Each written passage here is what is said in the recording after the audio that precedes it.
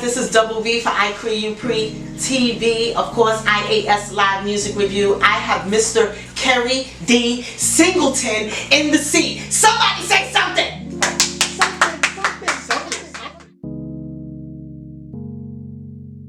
Okay. So shout out to Mike Tillman, who many people. And that's the main character? Yeah, many people know him as Rio in the adult film industry, but yeah. I didn't even recognize him. Well, Just saying that.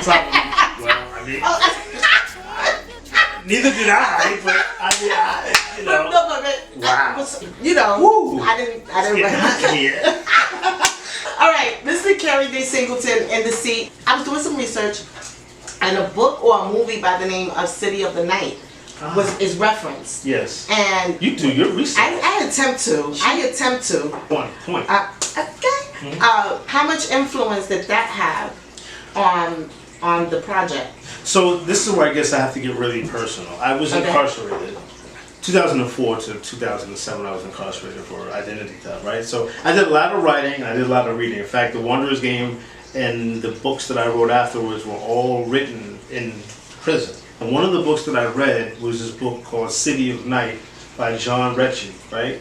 Or Ricci, I'm not sure how to pronounce it. Yeah, I didn't know how to pronounce it. Ricci. And City of Night is dope because it's actually similar to The Wanderer's Game. It's where I kind of got the idea to start. So City of Night is a story about a lead character from El Paso, Texas, who's living this mundane life with his family, not a lot of money, young guy, I take it he's a handsome guy by the details in the story. And he just travels all over the country exploring the world of male prostitution, I guess. Okay. Yeah, so I don't think he dived into it initially, he just kind of wanted to travel across the country to explore his sexuality and meet people or whatever, and he ended up he started getting paid for it, and so that's kind of, I was like, wow. And it's funny because I've done a lot of traveling in my earlier years. When I first moved to New York City, I did a lot of traveling, and a lot of the places that are referenced in the book I've seen. Griffith Park in Los Angeles, Perkins Square in New York City, I was just like, wow. And it was crazy because I think one of the most fascinating things to me was the book was written in the 1960s, and yet the places that he referenced were almost the same as when I visited them in the late 90s and early 2000s. So I was fascinated about the story, and then it made me think, like, I know people like this. I know these places and things, and I decided I want to write some. I was inspired, so I wrote the Wanderer's Game poem, and then then you said you were also influenced by your roommates who had, of course, different lives, lifestyles, and different journeys.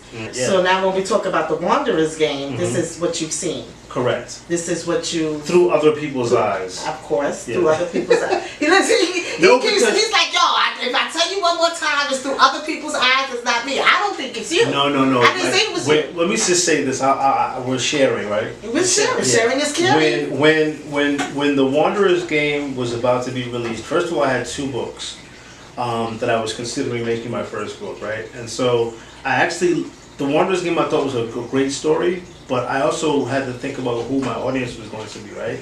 So, statistically speaking, black females read more than black males, okay? And because I'm a black male, journalism statistics.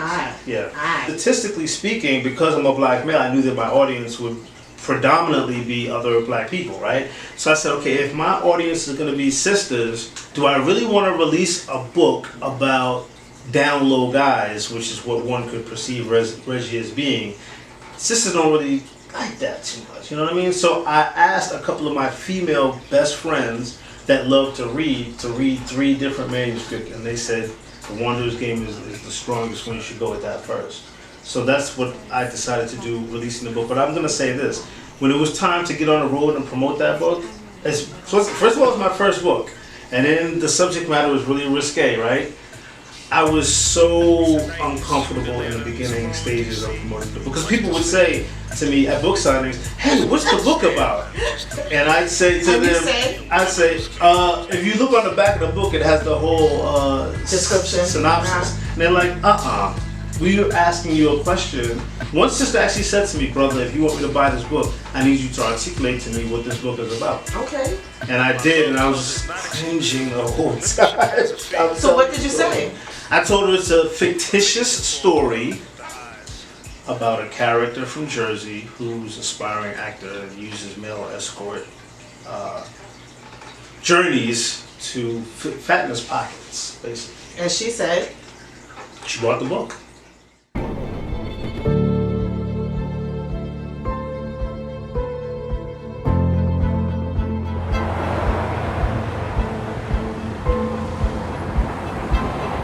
I escape from hell, my need to tell. Every storm begins with a calm, it goes out with a calming wind.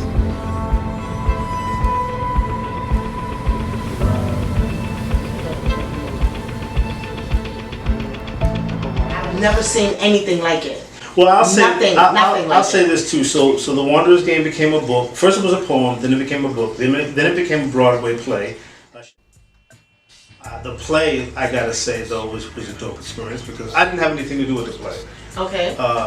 Again, a buddy of mine, Alve Alexander, is a playwright. She asked me for permission to do a theatrical version of the play.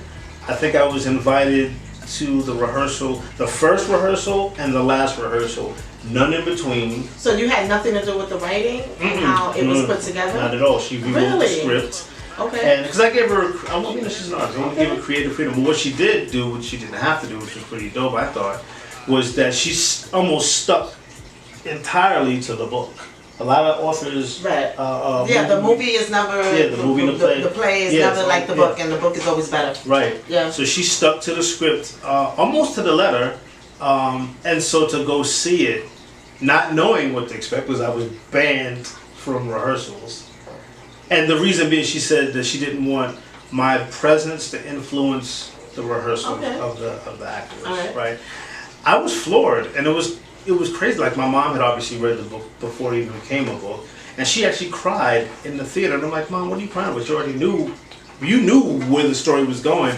But she said, like, the actors, it's different to see it on stage. Absolutely. It really is. Yeah, it's like when you read, like you said, the back of the book, the synopsis, the blurb, and you're like, okay, it seems intriguing, but when you get into the pages, it's like, oh my God, and you don't want to put it down. You don't want to end the book because you don't want it to end. Well, you're like, I hope that's what the readers feel. But yeah, like to see it on stage, it's on YouTube, so you can still watch it. Okay, where can they find it on YouTube? So if you go to YouTube, the Wanderers Game stage play, it's in 3 parts. The whole play is. Yeah, I definitely want to check that out because the video itself, like the spoken word visual for the poem is even different. Yeah. It's amazing. It really is different. Have you seen anyone else or experienced anyone else do anything similar to this? Because I personally have not. No, and that's what inspired me to do it. I feel like the art of poetry and spoken word and all that other stuff has taken such a huge back seat to other art forms, rapping, singing, dancing, painting, whatever. And it's such a dope art form, and I wanted to kind of bring that back in some sort of new, cutting edge way. And so we did this spoken word album. It's five songs. The first video was the Wanderers Game, D20 Films. And they're located where? D20 in New York Films. City. Okay. Yeah, they're here in New York City. And Quay and Leo did a phenomenal job. I gave them the lyrics, I gave them the song. Right. And that was it. They came up with everything else. Again, they wrote the script, they got the actors, except for Mike, the lead actor. So did what we see, the visuals that we see, is that what you were thinking of? No. Is that what you visualize as you read the poem? Not what I visualized. I'm talking about you personally. No, actually, what I did was I gave them only one stipulation. I really do believe in creative control. Okay. You can let somebody do something, let them do it. Even my barber, I'm like, just go ahead and do it. Chief, he said the barber. Seriously. Nah, wait a minute, wait a minute. Just let him do his You job. gonna let the barber do what?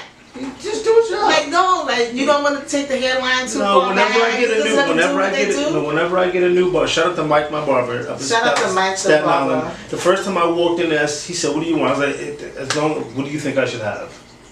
I can't. What if he would have said like an S curl? Well, then I walked out to the barber shop. That's what I would have did. Okay, I'm just saying, you said let him do what he wanted to do. I let Leo and Quay, I just told them the only stipulation, I don't want to be in this video because it's not about me and I don't want to give the impression that it is. So we have to get a lead character, and I picked Mike Tillman. Again, Mike Tillman was a former... So where did you know Mike from? I did audition. We did an online audition. Oh, okay. And I didn't actually when he auditioned. They sent pictures, and we had conversations, and it was actually between him and a guy from Jersey, actually. And I didn't even know that he was a former porn star. He was really articulate. He didn't put it in his portfolio or his like reel when he. Well, it wasn't real. Just audition? photos. Okay. He said, let's clear that up. Yeah, let's clear that all the way up. Wait a minute. I love her. I'm just like, he done sent photos. Like, yeah, I didn't know. He sent a couple of photos, and they were, what? for the job. He was, the role was for a male escort, and so and I don't remember the other guys, the other actor. Okay. But they sent pictures, and I was like, okay. So it was, again, there were several. It was between the guy from Jersey and Mike, and I had a conversation with Mike, and I was like, wow, like, are you okay with doing this role? He said, yeah, like, I can play the role. He said, well, I've been doing this but for he years. didn't say that initially. Right, you know what I mean? But his body language was like, man, please, you don't know nothing about this? He's like, I think I can play the role. I said, well, what makes you think you can play the role? And he was like, well, and I was like, oh, you're hired. Like, wait, you gotta tell him, well, what? Well, he said, well. You're hired. He said, he said what? What did he say? Oh, he told me that he had done porn. And professionally. Yes.